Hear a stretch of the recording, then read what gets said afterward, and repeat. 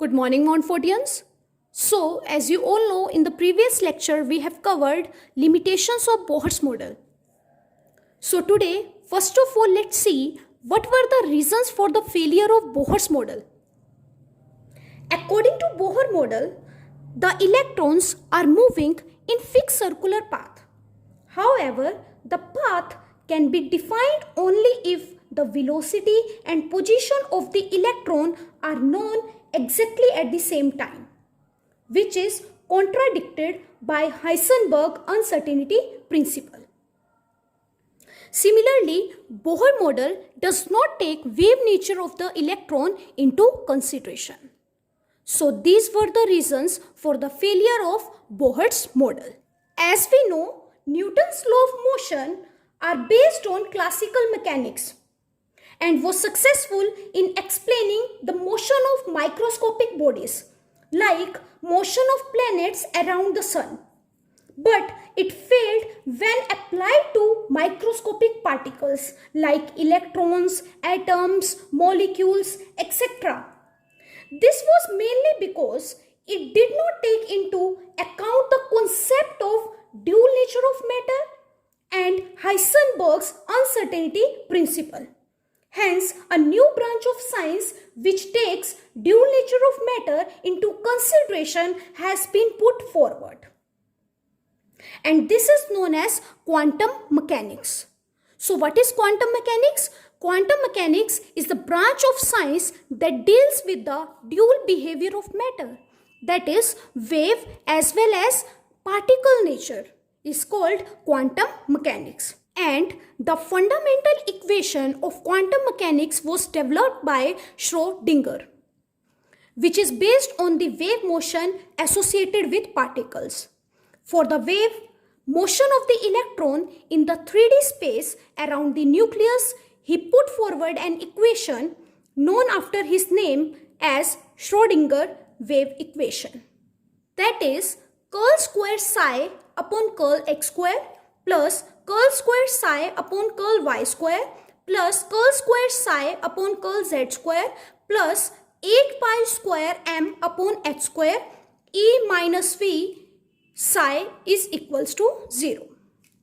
So in this, psi is the wave function of the space coordinate x, y and z represents the amplitude of the electron wave.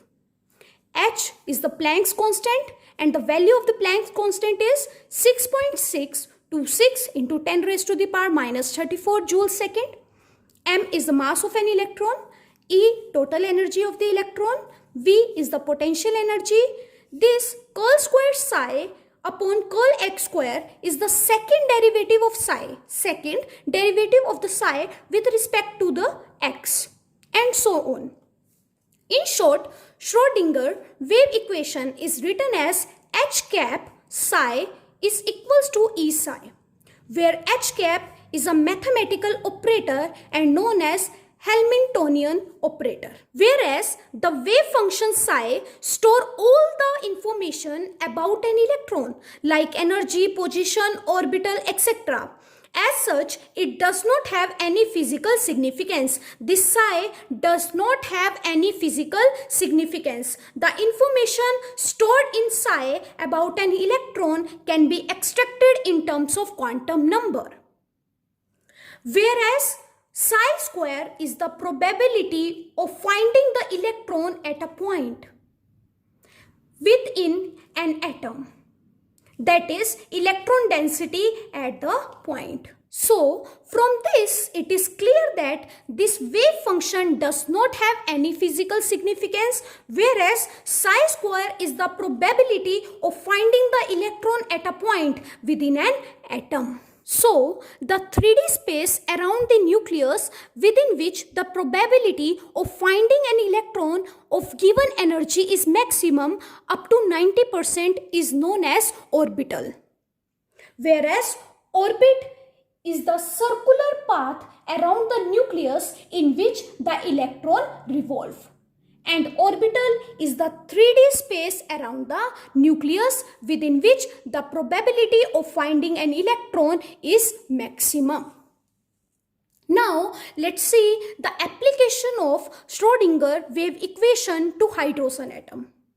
When Schrodinger wave equation is solved for hydrogen atom, the solution gives possible values of the energy. The solution gives possible values of the energy. These values of energy corresponds to the energy levels which the electron in an atom can occupy. These values of energies are called eigenvalues. These values of energies are called eigenvalues. The corresponding values of the wave function, that is psi, are called eigenfunction. Thus, we can say that energy is quantized and are characterized by a set of 3 quantum numbers. So, what are eigenvalues? Eigenvalues are those values which show the energy states, and the corresponding value of the wave function are called eigenfunction. Now, let's study about the quantum numbers. Quantum numbers are the set of 4 numbers with the help of which we can get complete information about all the electrons in an atom, that is location, energy, type of orbital occupied, shape and orientation of that orbital, etc. It is just like the postal address of a man. Like, to know about a particular person, we should know about his country, his town, his lane and his house number. The 3 quantum numbers are principal, azimuthal and magnetic quantum numbers and are derived from the Schrodinger wave equation. The 4th quantum number is spin quantum number, was proposed later on. Now let's study these 4 quantum numbers one by one. So first quantum number is principal quantum number and it is represented by n. The principal quantum number tells about the shells to which an electron belong, and n can be 1, 2, 3, 4 and so on, and can also be represented by the letters K, L, M, N, etc. This number helps us to explain the main lines of spectrum on the basis of electronic jump between these shells. With the help of this quantum number, the average distance of the electron from the nucleus can be determined. Distance of electron from the nucleus and energy increases as the value of principal quantum number increases. As the value of principal quantum number value will increase, the distance of the electron from the nucleus and energy will also increase. But for an multi-electron species, energy depends on both principal plus azimuthal quantum number. The maximum number of electrons present in any shell is given by 2n square. So, the second quantum number is azimuthal quantum number and it is represented by L. It is also known as orbital angular momentum or subsidiary quantum number. Moreover, it shows the 3D shape of the orbital. Within the same shell, there are number of subshells. So, this quantum number tells about the number of subshell present in the shell. Number of subshell present in the shell. This quantum number also tells about the angular momentum of an electron, shapes of various subshells, relative energies of the various subshells. Value of L varies from 0 to n minus 1. For first shell, n is equals to 1 and has only one subshell, that is L equals to 0. 1 minus 1 is 0 and called S subshell. For second shell, n is equals to 2 has two subshells, 0 and 1, and L0 corresponds to S subshell and L1 correspond to P subshell. For third shell, n is equals to 3 and L value will be 0, 1 and 2. Now for 0, subshell will be S, for 1, subshell will be P and for 2, subshell will be D. For fourth shell, n is equals to 4th, L will be 0, 1, 2 and 3. And for 0, subshell is S, for 1, subshell is P and for 2, subshell is D and for 3, subshell is F. For L is equals to 5 and 6, subshells are G and H. So, we can say for the value of L is equals to 0, the designation of this subshell is S. For 1, it is P. For 2, it is D. And for 3, it is F. Again, for 0, it is S. For 1, it is P. For 2, it is D. And for 3, it is F. The energies of different subshell are in the order S, P, D, F. Angular momentum of the electron in an orbital can be calculated by the formula root of L plus 1 h by 2 pi, where h by 2 pi is known as h bar. So, till now we have seen shells and subshell. Now, let's see the third quantum number, that is magnetic quantum number, and it is represented by ml. The magnetic quantum number determines the number of preferred orientation of the electrons present in a subshell. Each orientation corresponds to an orbital. Each orientation corresponds to an orbital. Thus, ml determines the number of orbitals. So, ml will going to tell us the number of orbitals present in an subshell. Value of ml or m ranges from minus L to plus L, including 0. Minus L to plus L, including 0. So, for S subshell, L is 0. So, m will also be 0. And how many orbitals? 1. That is only 0. Number of orbital is 1. P subshell, L is equals to 1. Then m value will be minus 1, 0 and plus 1. So how many orbitals? 1, 2, 3. So number of orbitals are 3. For D subshell, L is equals to 2. Then m value will be minus 2, minus 1, 0, plus 1, plus 2. So how many number of orbitals? 1, 2, 3, 4 and 5. For F subshell, L is equals to 3. Then m will be minus 3, minus 2, minus 1, 0, 1, 2, 3. So, the number of orbitals are 1, 2, 3, 4, 5, 6 and 7. So, total number of orbitals in L is equals to 3 are 7. Now, as you can see, for the P subshell, number of orbitals are 3. And these orbitals are Px, Py and Pz. For Px, m value is 0. For Py, m value is plus 1. And for Pz, m value is minus 1. For D subshell, number of orbitals are 5. And these orbitals are dz square, dxz, dyz, dz square minus y square and dxy. For dz square, m is 0. For dxz, m is plus 1. For dyz, m is minus 1. For dx square minus y square, m is plus 2. And for dxy, m is minus 2. These orbitals of the same subshell having equal energy and are called degenerated orbitals. For example, Px, Py, Pz is having same energy. dxy, dyz, dzx, dx square minus y square, dz square is having same energy and they are known as degenerated orbitals. For multi-electron atom, the energy of the orbitals decreases with increase in effective nuclear charge. As you all know, when we will move down the group, effective nuclear charge increases. As effective nuclear charge will increase, energy will decrease.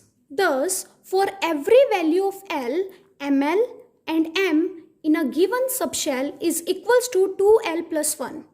Or we can say the total number of orbital in a given subshell is equals to 2L plus 1. For example, if L is equals to 1 and we want to calculate subshell, then how we will calculate? 2L plus 1 and L value is 1, then it will be equals to 3, which is corresponds to minus 1, 0 and 1. So in total these are 1, 2 and 3. And total number of orbitals in a given shell is equals to n square. This is shell. Total number of orbitals in a given shell is equals to n square.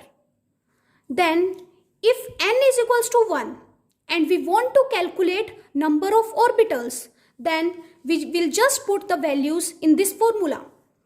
That is n is 1. 1 square is 1. So the total number of orbital in n is equals to 1 is 1. The fourth quantum number is spin quantum number and it is represented by ms. The electron in an atom not only moves around the nucleus but also spins around its own axis. Since the electron in an orbit can spin either in clockwise or anti-clockwise direction, thus S can have two values, that is plus 1 by 2 or minus 1 by 2. This quantum number helps to explain the magnetic property of substance. This is important to note that an orbital cannot have more than 2 electrons and these electrons should be in an opposite spin like this. An orbital cannot have more than 2 electrons and these 2 electrons should also be present in the opposite spin. Thus, in an atom, if all the orbitals are fully filled, means all the orbitals are fully filled, then the substance is diamagnetic. If some half orbitals are present, then it is paramagnetic. Spin or spin angular momentum is calculated by root of s plus 1 h upon 2 pi, where h upon 2 pi is h bar. Thus, we can say that number of subshells in nth shell is equals to n, whereas number of orbitals in a subshell is equals to 2L plus 1. Maximum number of electron in a subshell is equals to 2L plus 1. Number of orbitals in nth shell is equals to n square. And maximum number of electron in nth shell is equals to 2n square. I am speaking again. Number of subshells in nth shell is equals to n. Number of orbitals in a subshell is equals to 2L plus 1. Maximum number of electrons in a subshell is equals to 2 into 2L plus 1. Number of orbitals in nth shell is equals to n square. Number of electrons in nth shell is equals to 2n square. Now let's see one question based on quantum number. What is the total number of orbitals associated with the principal quantum number n is equals to 3? Or what is the total number of orbital associated with the shell n is equals to 3? Now as you can see, n is equals to 3, then n value will be 0, 1 and 2. For 0, ml is 0, that is number of orbital is 1. For L is equals to 1, ml is minus 1, 0 or plus 1. The number of orbitals are 3, 1, 2 and 3. For L is equals to 2, ml is minus 2, minus 1, 0, plus 1 and plus 2. It means number of orbitals are 1, 2, 3, 4 and 5. So total number of orbitals are 1 plus 3 plus 5, that is 9. Or we can do it directly with the formula. As you know, number of orbitals in nth shell is equals to n square. So n is here 3. And we have to calculate total number of orbitals in a shell. So n is 3, square is equals to 9. So you can do by any of the method. That's all for today. Have a nice day ahead.